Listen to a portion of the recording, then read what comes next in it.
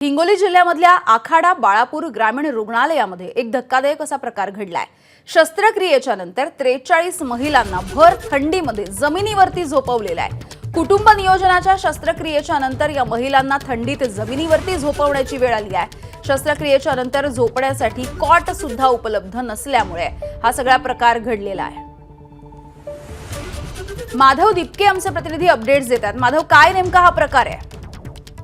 निश्चित यामिनी काल आखाडा बाळापूरच्या ग्रामीण रुग्णालयामध्ये महिलांच्या कुटुंब नियोजनाच्या शस्त्रक्रिया ज्या आहेत ते पार पडल्या होत्या आणि त्यानंतर ज्या पेशंट आहेत त्यांचं ऑपरेशन झाल्याच्या नंतर त्यांना झोपण्यासाठी साधे कॉटही नाहीत अशी दयनीय या रुग्णालयातील अवस्था समोर आलेली आहे आणि त्या सर्व महिलांना ऑपरेशन केल्यानंतर अक्षरशः जमिनीवर झोपवलं होतं।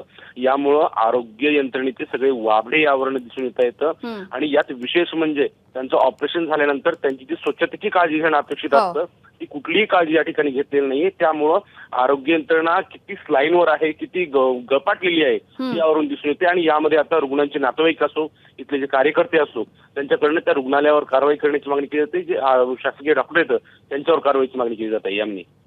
अगदी, मात्र या प्रकरणामध्ये कोणी प्रशासनाकडून आलेलं आहे का? या सगळ्याविषयी जेव्हा तक्रार दाखल करण्यात आली किंवा या सगळ्याविषयीची माहिती कळल्याच्या नंतर? नाही, अजून तरी प्रशासनाची बाजू समोर आलेली नाहीये। ते काय प्रतिक्रिया देतात ते पाहणं महत्त्वाचं राहणार आहे।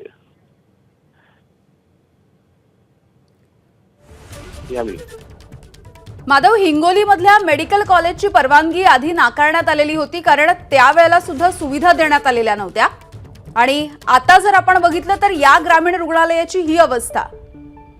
हो यामिनी, कळमनुरी तालुक्यातलं हे ग्रामीण रुग्णालय आहे। अनेक दिवसापासून या ठिकाणी जे ते शस्त्रक्रिया कुटुंब नियोजनच्या केल्या जातात, परंतु आरोग्य विभागाकडनं जे ते त्या रुग्णालयांना मोठ्या प्रमाणामध्ये टार्गेट दिले जातं की तुम्ही ह्या शस्त्रक्रिया पूर्ण करून घ्या, परंतु त्या तुलनेमध्ये साहित्य सामग्री दिली जात नाही।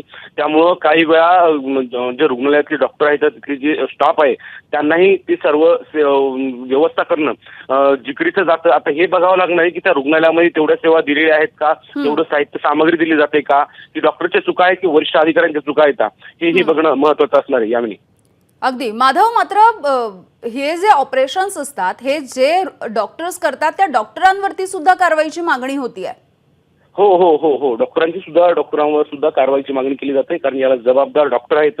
जर साहित्य सामग्री जर अपूर्ण असेल तर त्यांनी शस्त्रक्रिया करायलाच नको होतं असं येथील जाणकार सांगतायत। परंतु तसं असताना सुद्धा फक्त टार्गेट ओढून न्यायचंय आणि शस्त्रक्रिया करायची आता मग ते कशाही परिस्थितीमध्ये असो त्याचं काम जे त्या पद्धतीने तिथले डॉक्टर करत आहेत यांनी।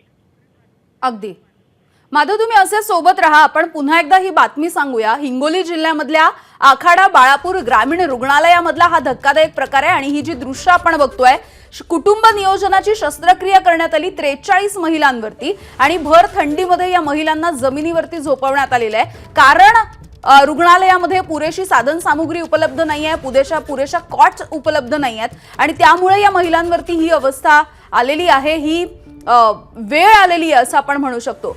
माधव, हा सगळा प्रकार ज्या वेळेला आपण बघतोय तर जसं तुम्ही सांगितलं की डॉक्टरांवरती कारवाई असेल किंवा जे उपचार करतात त्यांच्यावरती कारवाई केली जावी असं म्हणणं आहे, महिला वर्गाचं नेमकं काय म्हणणं आहे?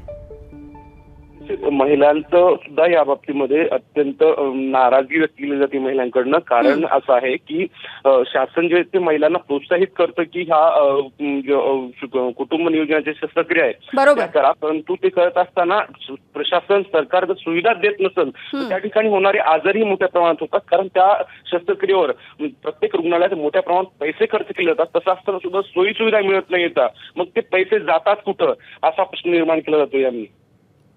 अगदी माधव, मात्र आता प्रशासनाकडून म्हणजे रुग्णालय प्रशासन असेल किंवा डॉक्टर असतील यांची काही बाजू समोर येऊ शकली आहे का?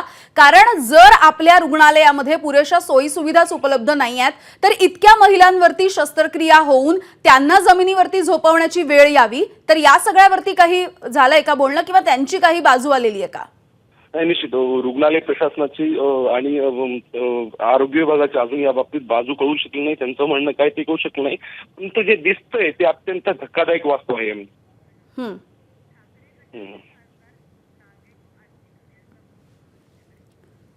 माधव असे सोबत रहा. ठाकरे गटाचे खासदार नागेश आष्टीकर आपल्या सोबत आहेत. नागेशजी, आम्ही ही दृश्य दाखवतोय हिंगोलीमधल्या रुग्णालयातला हा धक्कादायक प्रकार की 43 महिलांना शस्त्रक्रियेच्या नंतर जमिनीवरती झोपवण्याची वेळ येते.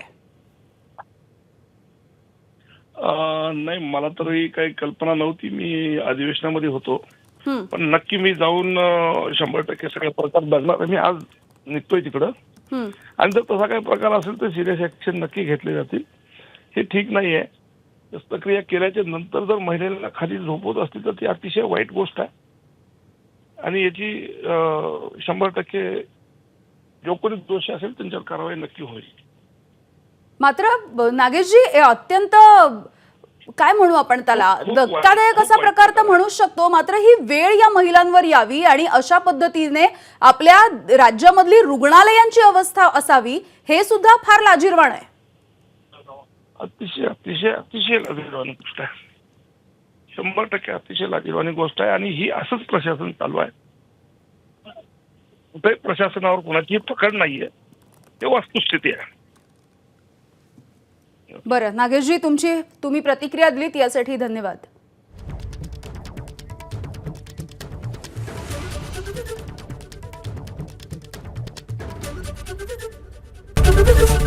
एबीपी माझा, उघडा डोळे बघा नीट.